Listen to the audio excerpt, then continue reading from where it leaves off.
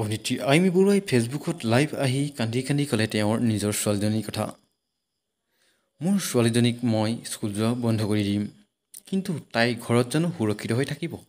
বন্ধু বান্ধৱীসকল, কলকাতা ঘটনাটোৰ পাছত সমগ্ৰ ৰাজ্যৰ লগতে চিন্তিত হৈছে অভিনেত্ৰী আইমি বৰুৱাৰ ছোৱালীজনীক লৈ। বন্ধু বান্ধৱীসকল, অভিনেত্ৰী আইমি বৰুৱাই ফেচবুক লাইভত আহি কান্দি কান্দি যিবোৰ কথা কৈছে, এই কথা কেৱল তেওঁৰ ছোৱালীজনীৰ বাবেই নহয়, সমগ্ৰ ৰাজ্যৰ ছোৱালীবোৰ জানো সুৰক্ষিত সেই দানৱবোৰৰ পৰা? বন্ধু বান্ধৱীসকল, আহকচোন আমি অভিনেত্ৰীগৰাকীয়ে ফেচবুক লাইভত আহি কি ক'লে শুনি লওঁ। যিটো যে চলি আছে আচলতে, এগৰাকী মহিলা হৈ যেতিয়া সেই বৰ্ণনাটো পঢ়িছিলো যে ভৰিকেইখন যেন যিমান বহলকৈ মেলি থোৱা ফটোকেইখন দেখিছিলো, বৰ নিলজ্জভাৱে কথাটো কৈছো, মানে এগৰাকী মাক হৈ আচলতে এনেকুৱা কথা ক'ব নোৱাৰে। মই মোৰ নিজৰ ছোৱালীজনী সেইদিনাখনৰ পৰা বিশ্বাস কৰক, মই মোৰ ছোৱালীজনী এনেকুৱা লাগিছে যেন মই নপঢ়াও, কোনো দৰকাৰ নাই বাহিৰলৈ যাবলৈ, ঘৰতে থাক, তই ঘৰতে বহি থাক। তাৰপিছত আকৌ মনত ভাবিছে ঘৰত থাকিলেও সুৰক্ষিত জানো? আপুনি কওকচোন, ঘৰত থাকিলে সুৰক্ষিত জানো?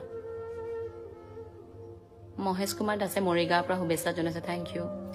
কোনোবাই কৈছে মৌমিতাৰ কথা ক'ব ৰচিদুল ইছলাম। হয়, মই সেই কথাটোৱে কৈ আছো। মই বৰ বেছি আজি আচলতে একো কথা পাতিব খোজা নাই। মোৰ নিজকো কিবা নিজৰ ওপৰতো ধিক্কাৰ হৈছে, সমাজৰ ওপৰতো কোনোবাখিনিত ধিক্কাৰ হৈছে।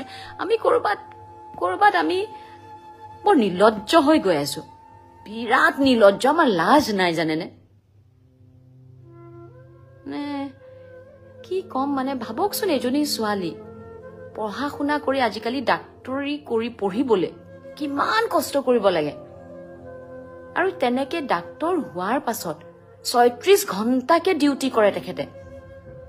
তাৰ পিছত যেতিয়া নিশা ৩টা বজাত আনক সুৰক্ষা দিবলৈ গৈ, আনক মানে চিকিৎসা কৰিবলৈ গৈ তেওঁৰ এইটো অৱস্থা হয়, চকুকেইটা ফুটি তেজ ওলাই আহিছে।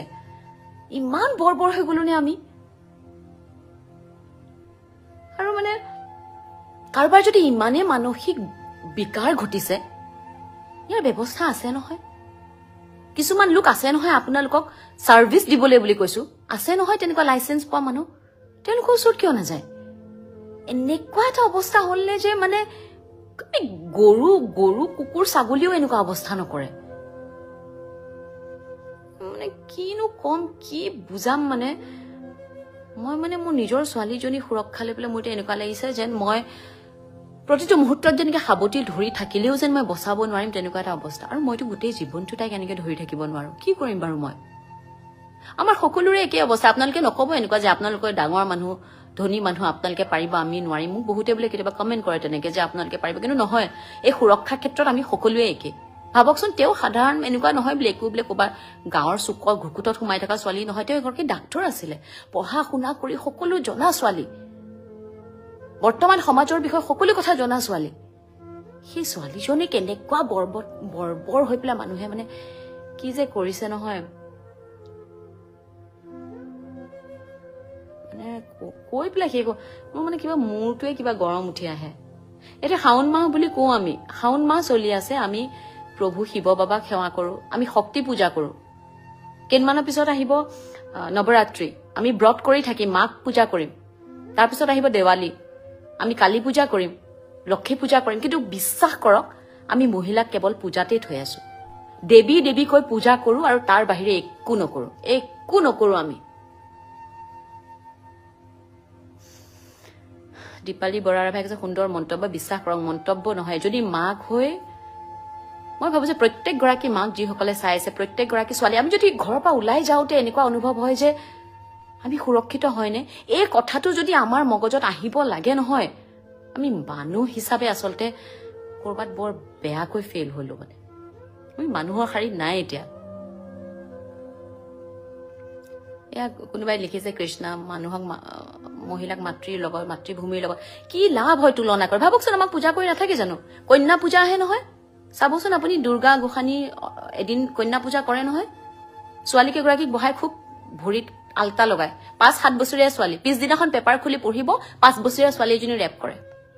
সেই একেজনী ছোৱালীয়ে নহয় জানো?